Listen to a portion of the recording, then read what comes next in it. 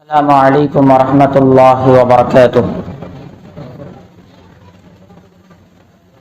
الحمد للہ الذی انزل علی عبده الكتاب ولم يجعل له عوجا رب اشرح لي صدری ويسر لي امری واحلل عقدۃ من لسانی یفقهوا قولی رب زدنی علما۔ ہر قسم کی تعریف، توصیف، کبریائی، بڑائی، بزرگی، برتری، شان، شوکت، عزت، جلالت، مقام، مرتبہ، ربوبیت، الوہیت، عبودیت، ملوکیت، مالکیت اسی اللہ وحدہ لا شریک کے لیے لائق اور زیبا ہے، جس رب نے ہمیں کئی نعمتیں عطا فرمائی۔ ان نعمتوں میں سب سے عظیم نعمت ہدایت ہے کہ اللہ نے ہمیں ہدایت دی کہ ہم رمضان کے اس بابرکت مہینے میں روزے رکھیں، نماز پڑھیں، قرآن کی تلاوت کریں وغیرہ وغیرہ۔ لاکھوں کروڑوں اربوں خربوں درود و سلام نازل ہو تمام انبیاء پر، خصوصاً میرے اور آپ کے آخری نبی محمد مصطفیٰ صلی اللہ علیہ وسلم پر۔ عزیز نوجوان ساتھیوں، بزرگان اسلام اور پردہ نشین ماؤں اور بہنوں، نبی اکرم صلی اللہ علیہ وسلم کی زندگی ہمارے لیے اندھیرے میں چراغ کی مانند ہے، اندھیرے میں سورج، سراجا منیرا، سورج کی مانند ہے کہ جب وہ سورج چمکتا ہے تو ہر طرف تاریکی مٹ جاتی ہے اور راستہ سیدھا سیدھا دکھائی دیتا ہے۔ نبی اکرم صلی اللہ علیہ وسلم کی بھی زندگی ایسی ہے کہ سعودی عرب کے اس گمراہی گناہ گاروں کے درمیان جب نبی اکرم صلی اللہ علیہ وسلم چمکے، ہر طرف روشنی ہی روشنی پھیل گئی۔ کیا ایسا نہیں ہوا؟ جو لوگ بچیوں کو زندہ درگور کر دیا کرتے تھے، جو لوگ عورتوں کو اور بچوں کو اور بوڑھوں کو میراث میں حصہ نہیں دیا کرتے تھے، اللہ کے رسول صلی اللہ علیہ وسلم نے ان تمام کو وہ حق ادا کیے۔ سبحان اللہ۔ اب نبی اکرم صلی اللہ علیہ وسلم جب سے نبی بنائے گئے تب سے لے کر کے سورج قیامت کی صبح تک نبی اکرم صلی اللہ علیہ وسلم کی زندگی کو دیکھ کر کے ہم اپنا فیصلہ کریں گے۔ نبی آخر الزمان محمد مصطفیٰ صلی اللہ علیہ وسلم کے احکامات، نبی اکرم صلی اللہ علیہ وسلم کے اصول، نبی اکرم صلی اللہ علیہ وسلم کے فرامین قرآن اور حدیث کو سامنے رکھ کر کے ہم اپنی آخری سانس تک اور اس دنیا کے خاتمے تک کا فیصلہ کریں گے کہ واقعی ہم نبی اکرم صلی اللہ علیہ وسلم کے مطابق چل رہے ہیں یا نہیں۔ جیسے کئی ایک مسائل ہیں، ان میں سے ایک مسئلہ اجتماعی دعا کا ہے۔ جیسا کہ آج بعد نماز جمعہ اعلان کیا گیا تھا کہ اجتماعی دعا نہیں ہے، بہت سے لوگوں نے آ کر کے سوال کیا کہ آپ نے صرف اعلان کیا، اس کی دلیل نہیں دی۔ اچھی بات ہے، مجھے بہت خوشی ہوئی۔ چاہیے کہ ایسا آ کر کے سوال کریں تاکہ کہنے والا دیکھ دکھا کر کے کچھ کہے، جب پکڑنے والے ہوں گے نا، لیکن ادب کے دائرے میں رہ کر کے پکڑیں گے، بے لگام نہیں ہو جائیں گے۔ اچھا، کیا اجتماعی دعا درست ہے؟ اجتماعی دعا کسے کہتے ہیں؟ اجتماعی دعا کہتے ہیں چند لوگوں کا مل جانا، چاہے تعداد میں کتنی ہو، کتنے ہی کیوں نہ ہو، وہ لوگوں کا مل کر کے مخصوص انداز میں دعا کرنا۔ جیسے کئی مساجد میں ہوتا ہے، امام صاحب دعا کرائیں گے، تمام لوگ آمین آمین آمین کہتے جائیں گے، یہ اجتماعی دعا ہے۔ یہ جی ایک ہے انفرادی دعا، یعنی اکیلا آدمی دعا کرے گا، اس کے ساتھ 3-4 کا گروپ نہیں رہے گا، 1500 کا گروپ نہیں رہے گا، لاکھوں کا گروپ نہیں رہے گا، 2-3 کا نہیں، تنے تنہا دعا کرے گا، انفرادی۔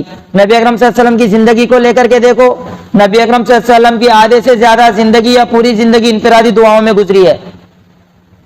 جنگ بدر کا موقع آیا، نبی اکرم صلی اللہ علیہ وسلم اکیلے دعا کر رہے ہیں، ابو بکر پیچھے سے کندھے پر ہاتھ رکھ کر کے کہتے ہیں کہ اے نبی، آپ کی اللہ نے دعا قبول کر لی، یا اللہ رب العالمین آپ کی دعا ضرور قبول کر لے گا۔ تو پیچھے کوئی دعا کرنے والے، آمین کہنے والے نہیں تھے، ابو بکر رکا رہے ہیں ابھی آ کر کے. انفرادی دعا, اجتماعی دعا. اب اجتماعی دعا کب کب کی جاتی ہے؟ جنرلی ہر فرض نماز کے بعد دعا کی جاتی ہے اجتماعی دعا. دوسرا, بیانات ختم ہوئے تو اس کے بعد دعا کی جاتی ہے بیانات وغیرہ کے. تیسرا, تاخراتوں میں بعض جگہ سنے میں آیا کہ لائٹ وغیرہ بند کر دی جاتی ہے, اس کے بعد امام صاحب دعا کراتے ہیں اور تمام کے تمام لوگ آمین کہتے ہیں, اس طریقے سے بھی سنے میں آیا. اور بعض جگہ کوئی فنکشن ہو گیا تو اس فنکشن کے بعد دعا کرتے ہیں, جیسے افطاری کے لیے کوئی دعوت دے دیا تو اس میں اجتماعی دعا, یا گھر کی اوپننگ کے لیے کوئی دعوت دے دی تو اس میں اجتماعی دعا, اور مول صاحب کو باقاعدہ بلا کر کے لاتے ہیں کہ دعا کرنا ہے, آئیے دعا کیجئے. ان تمام کا کوئی ثبوت نہیں ہے. کیوں؟ اب آپ بولیں گے اچھا کوئی ثبوت نہیں, ایسا کیسا ہو سکتا؟ بھائی ویسے ہو سکتا کہ دعا عبادت ہے. نبی اکرم صلی اللہ علیہ وسلم نے ارشاد فرمایا الدعاء هو العبادہ, دعا ہی عبادت ہے. آپ جتنے بھی اعمال لے لیں, نماز کے شروع ہونے سے لے کر کے ختم ہونے تک دعا ہی دعا ہے. صحیح ہے؟ تکبیر تحریمہ کی دعا, سورۃ الفاتحہ ضم سورہ کے بعد رکوع میں جا رہے ہیں دعا, رکوع سے اٹھ رہے ہیں دعا, سجدے میں جا رہے ہیں دعا, سجدے میں اٹھ رہے ہیں, سجدے سے اٹھ رہے ہیں دعا, بیت الخلا جا رہے ہیں دعا, بیت الخلا سے آ رہے دعا, مسجد میں داخل ہو رہے دعا, مسجد سے باہر نکل رہے دعا, بچوں کو نظر بد لگ گئی تو ان کے اوپر دعائیں پڑھ کر کے پھونک رہے ہیں. دعائیں ہی ہیں اصل میں, اور ان کو اللہ رب العالمین نے مختلف انداز میں سکھایا ہے. اب دعا کرنا عبادت ہے, لیکن جس حیت سے کر رہے ہیں اس حیت سے کیا نبی اکرم صلی اللہ علیہ وسلم نے کیا؟ جیسے ہر نماز کے بعد دعا کی جاتی ہے اور تمام کے تمام لوگ آمین کہتے ہیں, تو اس کا کہیں بھی ثبوت نہیں ملتا.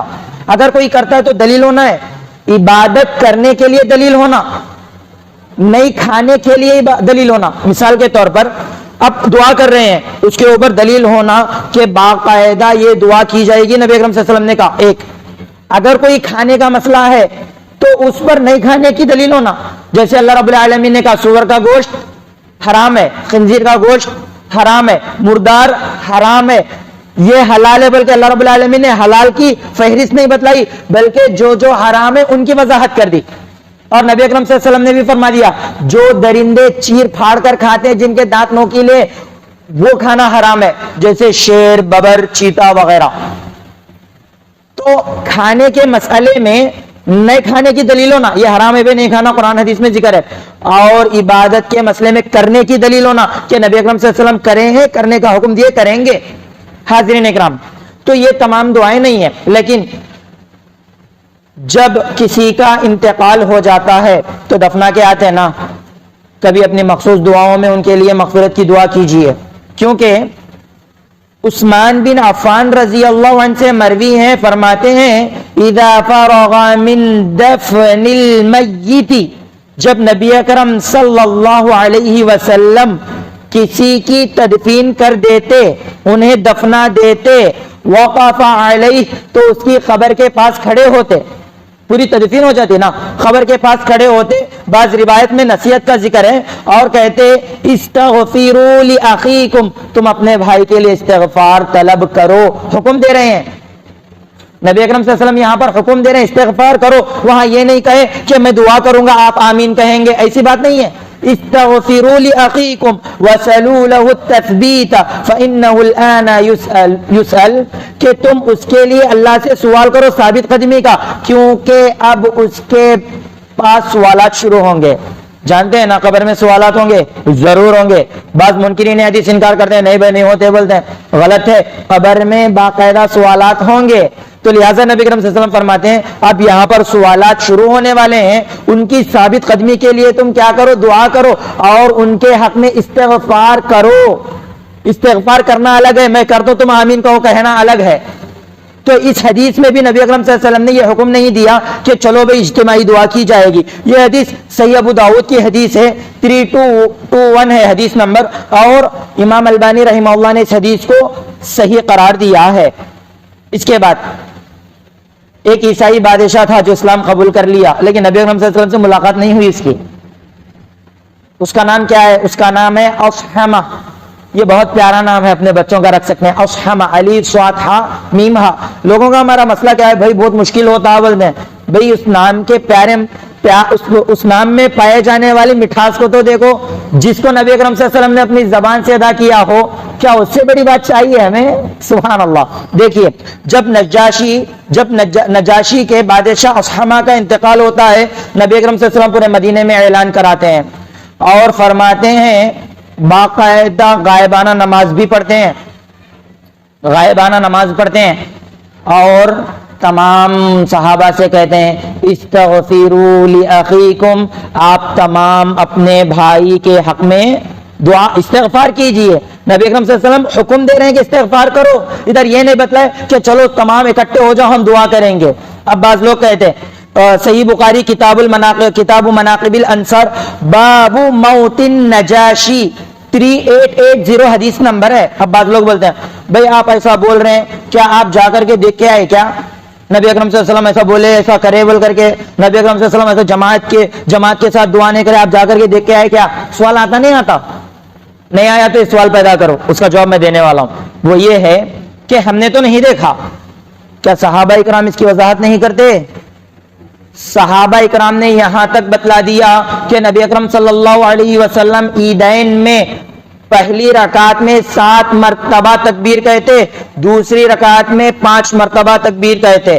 صحابہ اکرام نے یہاں تک بتلا دیا نبی اکرم صلی اللہ علیہ وسلم نماز جنازہ میں، جنازے کی نماز میں 4 بار تکبیر کہتے، اور ہر تکبیر کے پہلی تکبیر کے بعد سورہ فاتحہ پڑھتے اور ضم سورہ پڑھتے، دوسری تکبیر کے بعد جو ہے نا درود شریف درود ابراہیمی پڑھتے، تیسری تکبیر کے بعد استغفار کی جو دعا ہے اللہم اغفر لحینا ومیتنا اور بعض دعائیں ہیں وہ پڑھتے، اس کے بعد چوتھی تکبیر کے بعد سلام پھیرتے۔ جو صحابہ اکرام پوری وضاحت کرتے، کیا اس کی وضاحت نہیں کرتے؟ اگر کوئی یہ کہے کہ نہیں بھائی ایسا بھی ہو سکتا تو ان صحابہ اکرام پر انگلی اٹھا رہا کہ نعوذ باللہ صحابہ اکرام نے یہ بات نہیں بتلائی۔ حالانکہ اللہ رب العالمین نے صحابہ اکرام کو اسی لیے رکھا کہ وہ اپنے بعد والوں کو ہر ڈیٹیل بتلا دیں، اور احادیث میں الحمدللہ وہ تمام ڈیٹیلز موجود ہیں۔ اب اس کے بعد آئیے ہمارے اصل موضوع کے ہم اوپر آتے ہیں، وہ ہے کہ چلیے بھائی اجتماعی دعا نہیں ہے، ہر نماز کے بعد نہیں، جمعہ کے بعد نہیں ہے، اور کوئی فنکشن ہو جائے اس بھی نہیں ہے، افطاری کے وقت بھی نہیں ہے، مان لیے۔ یہاں تک کہ اگر کوئی کسی کو دفنا دے اس کے بعد بھی اجتماعی دعا نہیں ہے، لیکن انفرادی کریں گے۔ اللہ کے رسول صلی اللہ علیہ وسلم فرما رہے ہیں نا استغفروا، استغفار کرو، تو ہم جتنی دیر ہو سکے اتنی دیر دعا کریں گے۔ اچھا اب مسئلہ آتا ہے عیدین کے بعد کیا اجتماعی دعا ہوگی؟ کیونکہ خود میرا مسئلہ یہ ہے کہ جب سے میں ہوش سنبھالا ہوں، یعنی جب سے اللہ رب العالمین نے مجھے سوچنے سمجھنے کی قوت دی ہے، تب سے لے کر کے اب تک کرنول کے علاقے میں اجتماعی دعا دیکھ لیتے آیا ہوں، اور ہمیں بھی کرے تھے۔ بڑے بڑے ہمارے جو پرانے اسلاف ہیں، علماء اکرام ہیں، وہ بھی کیے ہیں۔ اب اعلان کیا گیا کہ بھئی عید کے بعد اجتماعی دعا نہیں ہے، تو فوراً ایک صاحب آ کر کے سوال کرنے لگے تو کہ اب تک کر لیتے آ رہے تھے تو غلط تھا کیا، گناہ ملتا کیا؟ ارے وہ تو بات نہیں ہوئی نا، خالی اعلان کیا گیا، اب اس کی وضاحت آ رہی ہے۔ دیکھیے نبی اکرم صلی اللہ علیہ وسلم کی زندگی میں نبی آخر الزمان صلی اللہ علیہ وسلم نے عیدین کے بعد باقاعدہ اجتماعی دعا نہیں کی۔ اگر نبی اکرم صلی اللہ علیہ وسلم کہتے بخاری، مسلم، ترمذی، ابو داؤد، ابن ماجہ، ابن حبان، ابن خزیمہ جیسے کئی، مسند احمد اور موطا امام مالک، ایسے کئی حدیث کی کتابیں ہیں، کسی میں بھی یہ جو ہمارے پاس سسٹم چل رہا نا اس سسٹم کا ذکر نہیں ہے، جو ہندوستان پاکستان میں جو چل رہا ہے نا سسٹم، اس سسٹم کا کہیں بھی ذکر نہیں ہے۔ اچھا اب ایک حدیث ہے نا صحیح بخاری کی، پوری حدیث کے اوپر ہم تھوڑی توجہ ڈالتے ہیں۔ حفصہ بنت سیرین یہ تابعیہ ہے، صحابہ کے بعد ہے، یہ تابعی ہیں۔ یہ فرماتی ہیں کہ ہم عید کے دن اپنی جوان لڑکیوں کو باہر نکلنے نہیں دیتے تھے، نہ نماز کے لیے بھیجتے تھے نہ باہر جانے کے لیے دیتے تھے، نہیں، وہ گھر میں ہی رہتی تھیں۔ ہم اپنی نوجوان دوشیزہ لڑکیوں کو باہر جانے سے روکتے تھے، لیکن حفصہ بن سیرین بتلاتی ہیں کہ قصر بن خلف، یہ ایک قبیلے کا نام ہے، قصر بن خلف، اس میں ایک عورت آئی تھی، ایک صحابیہ آئی تھی، صحابیہ، یہ ایک صحابیہ ہے نا بول کر کے ملاقات کرنے کے لیے جاتے ہیں۔ کون؟ حفصہ بنت سیرین۔ حفصہ بنت سیرین ان سے ملاقات کرنے جاتے ہیں. کیوں؟ کیونکہ ایک صحابیہ ہے نا بھائی, صحابیہ سے ملنے کے لیے جاتے ہیں. وہ صحابیہ سے بات چیت کرتے ہیں تو اس کے مسئلے میں پوچھتے ہیں, ہم اپنی نوجوان بچیوں کو, لڑکیوں کو ایسا نہیں بھیج رہے, اس کا مسئلہ کیا ہے؟ ایسے باتوں باتوں میں بات نکل جاتی. تو وہ جو خاتون ہے, وہ جو صحابیہ ہیں, فرماتی ہیں کہ میرے بہنوئی, بہنوئی کا ڈیفینیشن کوئی بولیے کون؟ میری بہن کے شوہر, یہ اشنا میرے رشتے ذرا پکے نہیں معلوم بھائی, میرے بہن کے شوہر, میرے بہنوئی جنگ میں نبی اکرم صلی اللہ علیہ وسلم کے ساتھ 12 غزوات کیے ہیں. کتنے؟ 12 غزوات کیے ہیں, 12 غزوات کیے ہیں. اس میں سے 6 غزوات میں میری بہن بھی شریک تھی. 6 غزوات میں, 6 جنگوں میں میری بھی بہن شریک تھی, اور 12 غزوات میں میرے بہنوئی شریک تھے. اور میری بہن کا کام اور ان جیسی خواتین کا کام یہ ہوتا تھا کہ زخمیوں کو پانی پلانا اور زخمیوں کی مرہم پٹی کرنا. اسی اسنا میں نبی اکرم صلی اللہ علیہ وسلم سے پوچھا گیا, عورت نے نبی اکرم صلی اللہ علیہ وسلم سے سوال کیا کہ اللہ کے رسول, اگر ایک لڑکی, ایک عورت ہے, اس کے پاس بڑی چادر نہیں ہے, جلباب کہا جاتا ہے, بڑی چادر, وہ چادر نہیں ہے, تو کیا ایسی صورت میں وہ عید کو نہ جا کر کے گھر میں رہ سکتی ہے؟ نبی اکرم صلی اللہ علیہ وسلم سے سوال کیا گیا کہ اے اللہ کے رسول صلی اللہ علیہ وسلم, ایک عورت ہے, اس کے اوپر اوڑھنے کے لیے اوڑھنی جلباب نہیں ہے, دوپٹہ نہیں ہے, ایک بڑی چادر نہیں ہے, کیا ایسی صورت میں وہ اپنے گھر میں رہے گی, عیدگاہ کو نہیں جائے گی؟ کیا اس میں کوئی حرج ہے؟ نبی اکرم صلی اللہ علیہ وسلم ارشاد فرماتے ہیں, فقال رسول اللہ صلی اللہ علیہ وسلم, نبی اکرم صلی اللہ علیہ وسلم نے فرمایا, لِتُلْبِسْهَا صَاحِبَتُهَا مِنْ جِلْبَابِهَا, بلکہ اپنی پڑوسی سہیلی اپنی اس سہیلی کو اپنے جلباب میں لے لے, یعنی ایک کپڑے میں دونوں مل کر کے آئیں گے. کتنے؟ ایک کپڑے میں دونوں, چاہے وہ حائضہ ہو, مہواری جنہیں آئے, کوئی بھی ہو, خواتین ہیں, بچے ہیں, بوڑھے, تمام کے تمام جن کے پاس قوت ہے باقاعدہ عید میں آئیں گے, یہ بات بتلائی گئی. تو جو سوال تھا حفصہ بنت سیرین کا, جواب مل گیا. وہ کیا ہے؟ اگر کسی کے پاس چادر نہیں ہے, ایسی صورت میں کسی کے پاس چادر ادھار لے کر کے یا پھر اپنی سہیلی کے ہی چادر میں اٹک مٹک کر کے ہی وہ لیکن جائے گی, عید آئیں گی. اور فرمایا گیا فَلْيَشْهَدْنَ الْخَيْرَ وَدَعْوَةَ الْمُؤْمِنِينَ, کہ مسلمان عورتوں کو چاہیے کہ وہ نیکی کے کام میں اس میں حاضر رہیں, خیر میں حاضر رہیں, اور مومنوں کی دعا میں حاضر رہیں, مومنوں کی دعا میں حاضر رہیں.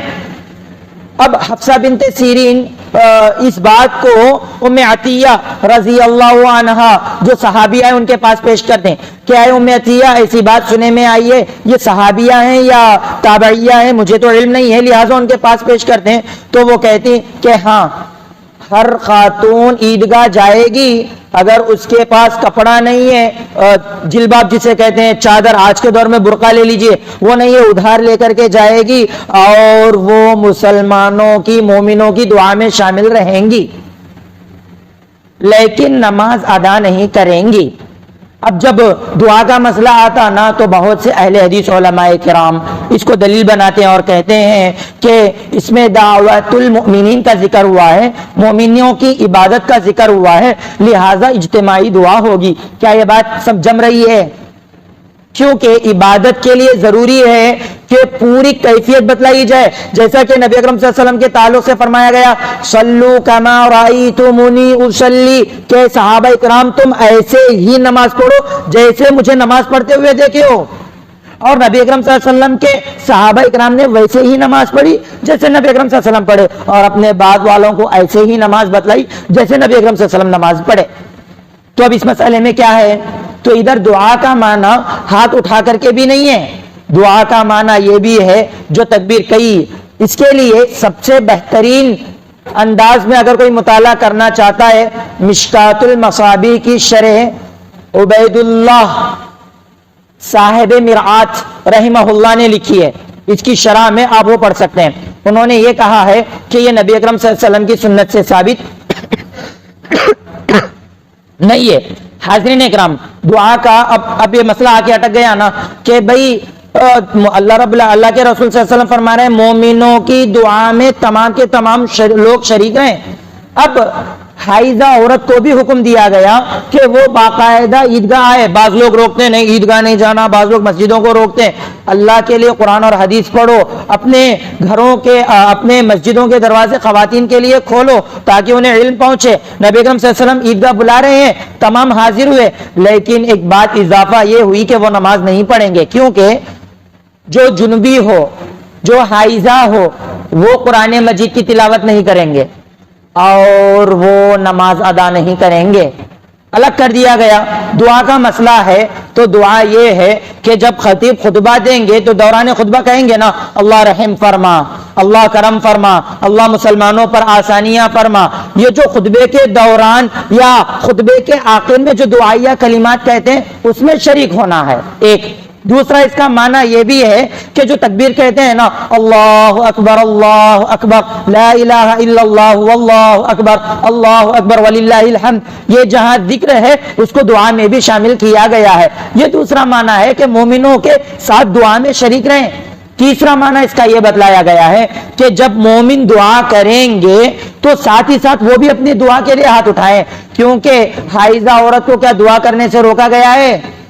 ذکر و اذکار سبحان اللہ الحمدللہ اللہ اکبر بولنے سے کیا روکا گیا ہے؟ نہیں, انہیں ذکر و اذکار کرنے سے نہیں روکا گیا ہے, انہیں ذکر و اذکار کرنے سے یا دعا کرنے سے نہیں روکا گیا ہے, بس نماز پڑھنے سے, روزہ رکھنے سے روکا گیا ہے, طواف کرنے سے, بیت اللہ کا طواف کرنے سے روکا گیا ہے, قرآن مجید باقاعدہ ہاتھ میں لے کر کے تلاوت کرنا اس چیز سے روکا گیا ہے. اگر وہ ذکر کرنا چاہ رہے ہیں تو باقاعدہ ذکر کر سکتے ہیں, اور اسی میں شامل ہے کہ خواتین باقاعدہ عیدگاہ پہنچیں گی, مومنوں کے ساتھ دعا میں شامل ہوں گی, یعنی جب مومن اپنی دعا شروع کریں گے تو وہ بھی اپنی دعائیں شروع کریں گے. کیا یہ معنی نہیں نکلے گا اس کا؟ باقاعدہ یہ معنی نکلے گا, لیکن اس کے لیے باقاعدہ ہمیں غور کرنے کی ضرورت ہے. حاضرین اکرام, اس کا ایک اور بھی معنی نکل سکتا ہے, وہ یہ کہ جب لوگ ذکر و اذکار کے لیے ایک جگہ جمع ہو جاتے ہیں تو اللہ رب العالمین کے فرشتے گھیر لیتے ہیں. کبھی اس کی میں پوری وضاحت کروں گا کہ فرشتے, اللہ اور فرشتوں کے درمیان میں بہت سی گفتگو ہوتی ہے. آخر میں اللہ رب العالمین فرماتے ہیں جاؤ میں نے ان تمام کی مغفرت کر دی. سبحان اللہ. ایک فرشتہ اٹھ کر کے کہتا ہے اللہ اس میں ایک ایسا بھی بندہ شریک ہو گیا تھا جس کو بیان سے کوئی مطلب نہیں تھا, بس وہ ضرورت کے حساب سے آ گیا تھا. اللہ رب العالمین کہتے ہیں کہ اے فرشتوں گواہ رہنا قیامت کے دن میں نے ان کی بھی مغفرت کر دی. سبحان اللہ. تو اس میں بھی وہ شریک ہوں گی, اس کا بھی اس طریقے سے جواب ملتا ہے. تو یہ جو دعا ہے نا مومنوں کی دعا میں شریک رہو, تو یہ اجتماعی دعا نہیں ہے. اگر ادھر اجتماعی دعا ہی کہیں گے تو ادھر پورے ڈیٹیل ہونا نبی اکرم صلی اللہ علیہ وسلم نے دعا کرائی, اور جب آپ صلی اللہ علیہ وسلم دعا کرے تو کون کون سی دعائیں کرے اس کی بھی وضاحت ہونا نا. جب آپ صلی اللہ علیہ وسلم ہاتھ اٹھا کر کے دعا کر رہے کون کون سی دعائیں کرے اس کی وضاحت ہونا, کتنی دیر دعا کرے اس کی وضاحت ہونا, اور دعا میں کتنا روئے اس کی وضاحت ہونا. کیونکہ صحابہ اکرام جب بات پیش کرتے نا ٹوٹل باتیں پیش کرتے, صرف ایک چیز بتلا کے ایک چیز نہیں چھوڑتے. ہمارے جیسا خالی اعلان کر کے چھوڑ دیا ایسا نہیں رہتا. صحابہ اکرام پوری کلیئرٹی سے باتیں بتلاتے, اور صحابہ اکرام نے نہیں بتلایا, محدثین کو یہ چیزیں نہیں ملی, لہٰذا ہم اس چیز کو چھوڑتے ہیں. لیکن اگر کوئی کر رہا تو ہم ڈائریکٹ کفر کا فتویٰ نہیں لگاتے. خاص کر عیدین کے مسئلے میں اگر کوئی ہر نماز کے بعد دعا کر رہا تو یہ بدعت ہے. کوئی مانے نہ مانے بھائی ہم منہ کھول کر کے کہیں گے, کیونکہ صحابہ کرام نے فرض نماز, اچھا ادھر بورڈ نہیں لگا ہوا ہے, فرض نماز کے بعد کی دعائیں پوری سکھلائی ہیں. اللہ اکبر استغفر اللہ استغفر اللہ استغفر اللہ, اچھا ادھر لگا ہوا ہے, اشارہ کر رہے ہیں ہمارے لوگ, ادھر لگا ہوا ہے اللہ اکبر استغفر اللہ استغفر اللہ استغفر اللہ اللہم انت السلام و منک السلام تبارکت یا ذا الجلال والاکرام. یہ دعا نبی اکرم صلی اللہ علیہ وسلم سکھلائے ہیں. کہ عبداللہ ابن عباس کہتے ہیں کننا نعلم انقضاء صلاة رسول اللہ صلی اللہ علیہ وسلم بالتکبیر, ہم نبی اکرم صلی اللہ علیہ وسلم کی تکبیر سے سمجھ جاتے کہ نماز ختم ہوئی ہے. اس کے بعد آپ صلی اللہ علیہ وسلم استغفار کہتے استغفر اللہ استغفر اللہ استغفر اللہ. اس کے بعد نبی اکرم صلی اللہ علیہ وسلم دعائیں پڑھتے, اور صحابہ اکرام نے ٹوٹل دعائیں سکھلائی ہیں. جب نبی اکرم صلی اللہ علیہ وسلم وہ دعا کر رہے ہیں تو ہاتھ اٹھا کے دعا کرنے کا اجتماعی طور پر جواز نہیں مل رہا ہے. اگر کوئی کر رہا ہے تو واقعی وہ نبی اکرم صلی اللہ علیہ وسلم کے عمل کے خلاف جا رہا ہے. ایک بات, اس مسئلے میں وہ یہ ہے کہ بعض لوگ کہتے ہیں اچھی بات ہے نا، لوگ سیکھ لیں گے نا، لوگوں کو سکھانے کے لیے کیا جا سکتا، نہ کرے تو اچھا رہتا نا۔ سننے میں بات بہت اچھی ہے نا، کیا بولتے ہیں آپ بھائی؟ اب ایک امام صاحب دعا کر رہے ہیں تو پیچھے والے وہ دعا سیکھ لیں گے اور وہ بھی جو ہے نا دعا کرنے کا طریقہ سیکھ لیں گے۔ سننے میں بات اچھی ہے نا، لیکن کیا یہ حقیقت پر مبنی ہے؟ نہیں ہے، کیونکہ ہم نے دیکھا ہے، میرا تجربہ تو نہیں بول سکتا، میں نے جو غور کیا، مشاہدہ کیا ہے، عمر 70-80 سال ہوئی رہتی، 50-40 سال ہوئی رہتی، 30 سال ہوئی رہتی، ان سے پوچھا جائے بھئی آپ جو دعا کریں دعا کا طریقہ کیا ہے؟ نہیں مولانا نہیں پتا ہے۔ ارے بھئی آپ ماشاءاللہ اتنی بڑی عمر، نہیں وہ امام صاحب دعا کرتے ہیں نا، بس ہم آمین آمین بولتے جاتے ہیں۔ کیا صحیح ہے غلط ہے؟ اگر اس مسئلے میں غلط بول رہا ہوں تو آپ میں سے کوئی بھی اٹھ کر کے کہہ سکتا ہے نہیں مول صاحب آپ غلط بول رہے ہیں بول کر کے۔ بڑی بڑی عمر ہے لیکن انہیں دعا کرنے کا طریقہ نہیں پتا ہے، وجہ کیا؟ بس ہم نے یہ عادت ڈال لی۔ اور ہمارے جو بزرگاں شروع کرے نا، وہ سکھانے کے لیے شروع کرے تھے، ان کی نیت کیا خراب نہیں تھی، وہ بھی لوگ تھوڑا بہت سیکھ لیتے بول کر کے یہ چیز شروعات کرے، لیکن بعد کے لوگ اس کو ایک رواج بنا لیے اور بعد کے لوگ اس کو سنت بنا لیے اور اسی پر چل رہے ہیں۔ نبی اکرم صلی اللہ علیہ وسلم سکھایا کرتے تھے، کیا نہیں دیکھا؟ التحیات، ایک چھوٹے سے بچے جو صحابی ہیں ان کا ہاتھ پکڑ کر کے سکھا رہے ہیں التحیات سیکھو۔ نبی اکرم صلی اللہ علیہ وسلم سکھایا کرتے تھے باقاعدہ، کبھی فردن کبھی اجتماعی طور پر۔ کیا دعا کرنے کا ہمیں طریقہ نہیں پتا؟ آئیے قرآن مجید کی وہ آیت دیکھیے جس میں ابراہیم علیہ الصلوۃ والسلام دعا کر رہے ہیں، رب اجعلنی مقیم الصلاۃ ومن ذریتی ربنا تقبل منا۔ اس میں پورے دعا کے آداب سکھلائے گئے، سورۃ الفاتحہ میں پورے دعا کے آداب سکھلائے گئے کہ پہلے کیا کریں گے، بعد میں کیا کریں گے، آخر میں کیا کریں گے۔ نبی اکرم صلی اللہ علیہ وسلم کی دعائیں لے لیجئے، نبی اکرم صلی اللہ علیہ وسلم نے دعا کا پورا اسٹرکچر سکھلا دیا۔ لیکن آج ہمارا مسئلہ کیا ہے؟ وہیں پر ہم اٹکے ہوئے ہیں۔ میں کسی کو برا کہنا نہیں چاہ رہا بھائی، میں فلاں میں اشارے بھی نہیں کر رہا، بس کہنا یہ چاہتا ہوں کہ نبی کا جو راستہ ہے وہ اختیار کریں، نبی اکرم صلی اللہ علیہ وسلم نے جو بتلایا اس پر چلیں، نبی آخر الزماں صلی اللہ علیہ وسلم کے راستے پر چلنے کی بس ہم تاکید کر رہے ہیں۔ وگرنہ اگر کوئی اجتماعی دعا کر رہا ہے تو ہم اس کے سامنے یہ وضاحت رکھیں گے کہ نبی اکرم صلی اللہ علیہ وسلم نے نہیں کیا، اس کے بعد بھی وہ عمل کر رہا ہے تو ہم اس کو اس کے حال پر چھوڑ دیں گے۔ چپ اس کی وجہ سے ہم اختلاف کرنا، نفرت میں آ جانا اور اسے برا بھلا کہنا، یہ غلط ہے۔ آج خاص کر ہمارے اہل جوشی کی بہت بری عادت کیا ہے معلوم؟ سامنے والا بات نہیں مانتا نا ڈائریکٹ کفر بول دیتے اس کے اوپر، غلط ہے، استغفر اللہ۔ سامنے والا کافر ہے یا نہیں ہم فیصلہ نہیں کر سکتے، سمجھ رہے ہیں؟ صحیح بخاری کی حدیث ہے، ابو ہریرہ رضی اللہ عنہ کی حدیث ہے، کتاب الادب میں یہ حدیث مل جائے گی۔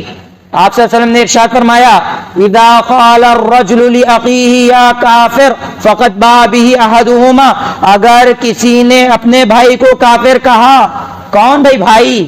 جو لا الہ الا اللہ پڑھ لے وہ ہمارا بھائی۔ کون؟ جو لا الہ الا اللہ محمد رسول اللہ پڑھ لے وہ ہمارا بھائی۔ کیا دلیل ہے؟ المسلم اخو المسلم، مسلمان کا بھائی ہے۔ ہو سکتا ہے اس کے اندر 1000 غلطیاں ہو، کیا بولنے والے کے پاس غلطیاں نہیں ہیں؟ غلطیوں کا بھنڈار ہے یہ، اور سامنے والے کو کفر کی بات کر رہا ہے۔ نبی اکرم صلی اللہ علیہ وسلم نے فرمایا اگر کوئی اپنے بھائی کو کافر کہے گا فقط باء به احدهما، دو میں سے کوئی ایک کافر ہو کر کے مرے گا۔ اللہ اکبر۔ سامنے والے کو کفر کا فتویٰ دینے سے پہلے، جہنمی کہنے سے پہلے اپنے ایمان کی بات کر لو کہ فجر میں کتنا اٹھ رہے ہو، عشاء میں کتنا حاضر ہو رہے ہو، عصر کی نماز میں کتنی پابندی ہے، اپنا دیکھ لو، قرآن مجید کتنا پڑھ کر کے سمجھ رہے ہو، نبی کی سنتوں پر کتنا عمل کر رہے ہو، اپنا دیکھو کہ جنت کی تیاری میں کتنے لگے ہوئے ہو، جہنم سے بچنے کے معاملے میں کتنا لگے ہوئے ہو، اپنا دیکھو قبر کے سوالات کی تیاری تم نے کتنی کر رکھی ہے۔ ان بولتا ان کافر، ان بولتا ان کافر۔ اللہ رب العالمین ایسی بری عادت سے ہماری حفاظت فرمائے، ایسی غلیظ بری عادت سے اللہ ہماری حفاظت فرمائے، آمین۔ حاضرین اکرام، ڈاؤٹ کلیئر ہو گیا؟ اگر کسی کو کیا کچھ ڈاؤٹ ہے کیا اس کے تعلق سے، دعا کے تعلق سے کوئی سوال بھیجے ہیں دیکھیں گے۔ السلام علیکم، حائضہ عورت قرآن تو نہیں پڑھ سکتے مگر کیا قرآن سن سکتے ہیں؟ وضاحت کریں۔ ماشاءاللہ، واقعی یہ بہت اہم سوال ہے، میری نظر میں بہت اہم سوال ہے. ہماری مائیں اور بہنیں بھی بیٹھی ہوئی ہیں، غور سے سنیں گی انشاءاللہ. وہ یہ کہ جنات کا حملہ اور شیطانوں کا حملہ عورتوں پر زیادہ تر کون سی حالت میں ہوتا؟ ذرا آپ میرے ساتھ ہیں، بلکہ ذرا مجھے بھی اندیشہ ہونا. ناپاکی، یعنی یہی مہواری ہے، حائضہ کی حالت میں ہے، شیطان جلدی اٹیک کرتا، جلدی پکڑتا، کیونکہ شیطان کو چاہیے ہی ناپاکی ہے. اور ان مردوں پر بھی حملہ کرتا جو جنبی رہتے، یعنی غسل نہیں کرتے. اب آپ سمجھ گئے کس کس مسئلے میں غسل کرنا چاہیے، واجب کہاں ہے. تو لہذا جو سوال کیا گیا ہے، سن سکتے ہیں کہ آپ باقاعدہ سنیں گے، قرآن مجید سنیں گی، لیکن ویسا نہیں رہنا صبح ہو گئی قرآن مجید ٹیپ ریکارڈ میں چل رہا اور ادھر کے کام ادھر چل رہے ہیں اور پوچھ رہے ہیں صبح کے ناشتے میں کیا بنیں گے، رات کے کھانے میں کیا بنیں گے. ایسا مسئلہ نہیں ہونا چاہیے، یہ قرآن کی بے ادبی ہے. اگر قرآن شروع ہو جائے پوری غور توجہ سے سنیں گے، کام کریے لیکن پورا ذہن کہاں رہنا؟ قرآن کی طرف رہنا. لیکن ہمارا مسئلہ کیا رہتا؟ ایک بار ٹیپ ریکارڈ شروع ہو جاتی، ادھر ہمارا کام، ہمیں بات چیت چلتے رہتی، ساسا وہاں کے جھگڑے. یہ غلط ہے. اگر قرآن شروع ہو جائے، جن کہہ رہے ہیں آپس میں ارے یہ قرآن کہا جا رہا ہے تم بہت خاموشی سے سنو، جنوں کا مسئلہ ہے. اب ہم تو انسان ہیں نا بھائی، تو ہمیں بھی چاہیے کہ جب قرآن شروع ہو جائے سنیں گے. سننے کا حکم ہے، کیونکہ جو منع کیا گیا ہے وہ باقاعدہ تلاوت ہے، لیکن سنیں گے. اور حائضہ عورتیں باقاعدہ ذکر و اذکار کرتی رہیں گی، ذکر و اذکار سے منع نہیں کیا گیا ہے. اب ہم جو ہے نا کہیں گے تو دیکھو حائضہ عورتوں کو ذکر و اذکار کی بات کہہ رہے، یہ لوگ عمل کر کے چپ اہل حدیثوں کو بدنام کرتے. خود فتاوی عالمگیری میں کتاب الحیض میں اس کا مسئلہ پیش کیا گیا ہے، تمہاری کتاب میں اس کا ذکر ہے. تو لہٰذا اپنی عورتوں کو قرآن اور حدیث کے قریب کرو تاکہ وہ ذکر و اذکار کریں، قرآن اور حدیث کو مضبوطی سے پکڑے رکھیں. تو یہ آج ہمارے مسئلے کی وضاحت تھی. حالانکہ یہ لیلۃ القدر کی رات ہو سکتی ہے، اتنے زیادہ بیانہ نہیں کرنا چاہیے بھائی.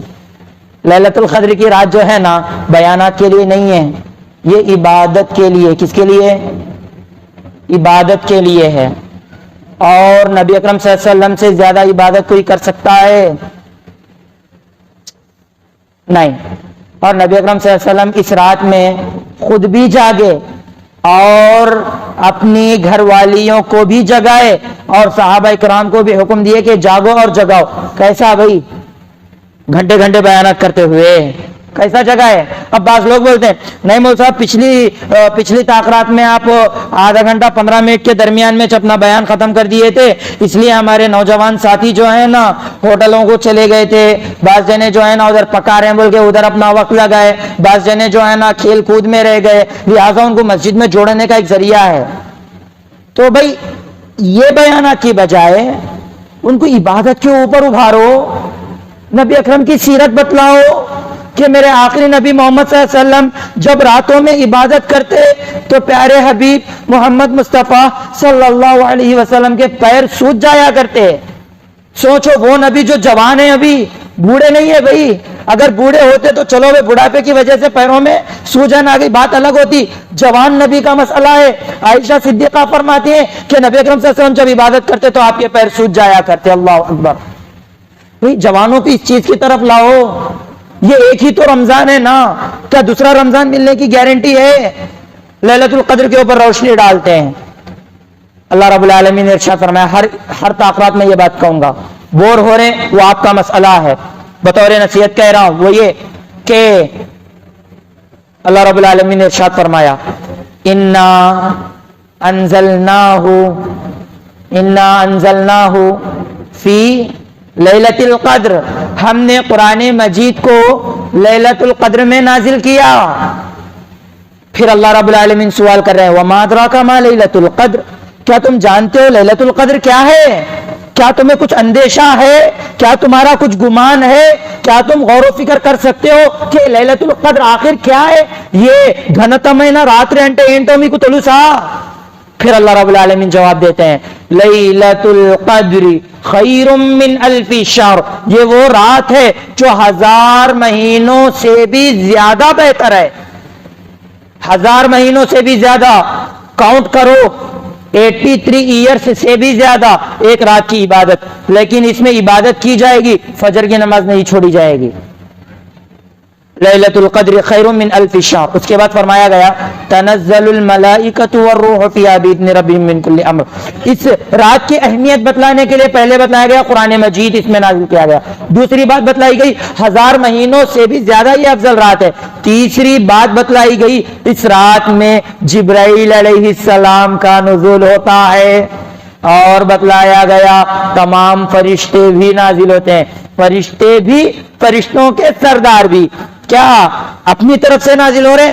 نہیں، اللہ کے حکم سے نازل ہو رہے ہیں۔ کیا خالی ہاتھ نازل ہو رہے ہیں؟ نہیں، مسائل کو حل کرنے کے لیے نازل ہو رہے ہیں۔ یعنی جو سال کی جو تقدیر ہے، تقدیر کے اقسام ہے، اس میں ایک سنوی تقدیر کہا جاتا ہے، اس سال کی تقدیر کو لے کر کے نازل ہو رہے ہیں۔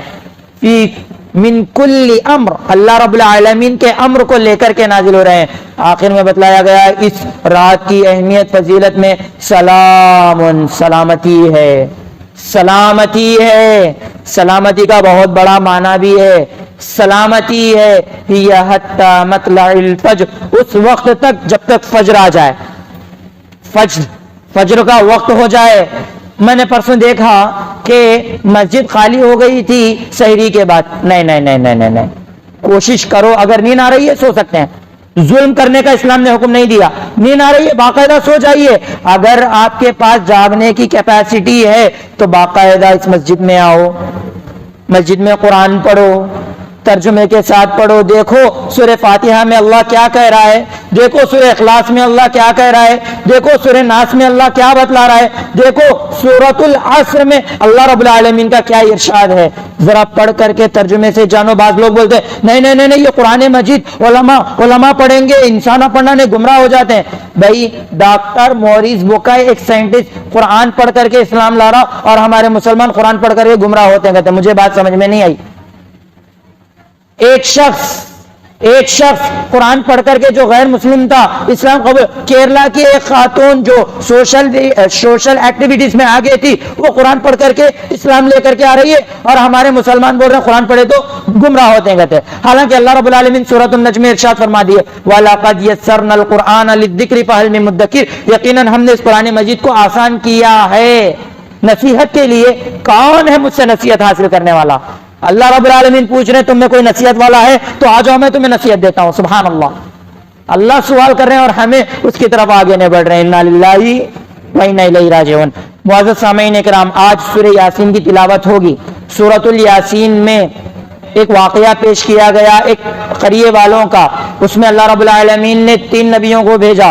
اللہ رب العالمین کا ارشاد ہے، فرماتے ہیں کہ ہم نے اذ ارسلنا الیہم اثنین فکذبوہما فعززنا بثالث فقالوا انا الیکم مرسلون۔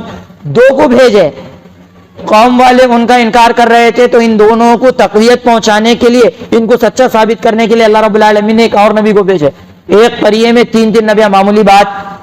آمد میں آنے بھائی انبیاء علیہ السلام کو بھیجا گیا، انکار کر رہے تھے اور ان نبیوں کو قتل کی پلاننگ بھی بنا لیے تھے۔ تو اس گاؤں کے قریب میں، گاؤں سے ذرا ہٹ کر کے ایک شخص تھا جن کا نام حبیب نجار تھا۔ الحمدللہ ہماری مسجد کے مؤذن صاحب کا بھی نام حبیب ہے، اللہ رب العالمین ان کے تمام نیک اعمال قبول فرمائے۔ حبیب نجار تھا، حبیب نجار۔ جب اسے پتا چلا کہ کیا کہ اندر میٹنگ چل رہی ہے، فوراً وہ اپنے علاقے سے آیا، آ کر کے وہ لوگوں کو کہنے لگا کہ ارے یہ انبیاء ہیں، تمہاری جنت کا سوچ رہے ہیں، جہنم سے بچانا چاہ رہے ہیں، تمہارا کیا مسئلہ ہے؟ اللہ رب العالمین نے ارشاد فرمایا وَجَاءَ مِنْ أَقْصَى الْمَدِينَةِ رَجُلٌ يَسْعَىٰ قَالَ يَا قَوْمِ اتَّبِعُوا الْمُرْسَلِينَ، کہ اللہ رب العالمین فرماتے ہیں جیسے ہی اس شخص کے پاس بات پہنچی، وہ شخص اس قریے سے اپنے اس قریے میں آیا اور کہا کہ ارے یہ رسول ہیں، ان کی اتباع کر لو۔ لیکن قوم والوں نے اس شخص کے ساتھ موب لنچنگ کی، اسے طرح طرح سے زخمی کیا اور اس کے بعد اسے قتل کر دیا۔ موت ہو تو ایسی، یا تو عالم بنے، انبیاء کے وارث بنے، یا نہیں تو علماء کا ساتھ دینے والے بنے۔ دیکھیے انبیاء کا مسئلہ تھا نا، یہ چاہتا ایمان لے کر کے آ گیا تھا، اپنے میں اپنے رہ سکتا تھا، لیکن یہ ان انبیاء کے سپورٹ میں گیا تھا۔ بس اس کا یہ سپورٹ میں آنا، ان داعیوں کے سپورٹ میں آنا، ان انبیاء کے سپورٹ میں آنا، ان علماء کے سپورٹ میں آنا گاؤں والوں کو اچھا نہیں لگا، اور انہوں نے اس کے ساتھ موب لنچنگ کر کے قتل کر دیا۔ حالانکہ یہ رونے کی بات ہے نا، میں اس مسئلے میں خوش ہو رہا ہوں اس لیے کیونکہ اللہ رب العالمین نے آگے فرمایا کہ قیل ادخل الجنہ، اس شخص سے کہا جائے گا کہ تو جنت میں جا۔ اس سے بڑی نعمت ہو نا، اللہ رب العالمین ہمیں بھی ایسی شہادت عطا فرمائے، یا تو حق بیان کرتے ہوئے ہماری موت آئے، یا تو حق کہنے والوں کا سپورٹ کرتے ہوئے ہماری موت آئے، یا نہیں تو حق والوں کے حق میں دعا کرتے ہوں ایسے وقت میں ہماری موت آئے۔ سبحان اللہ۔ قیل ادخل الجنہ، اس سے کہا جائے گا کہ جا تو جنت میں جا، جنت میں جانے کے لیے کہا جائے گا، لیکن اس وقت بھی اس کو قوم کی تڑپ ہوگی کہ آج ہمیں قوم کی تڑپ ہے۔ کہا گیا قال یا لیت قومی، اے کاش کے میری قوم والے یعلمون جان لیتے، کیا؟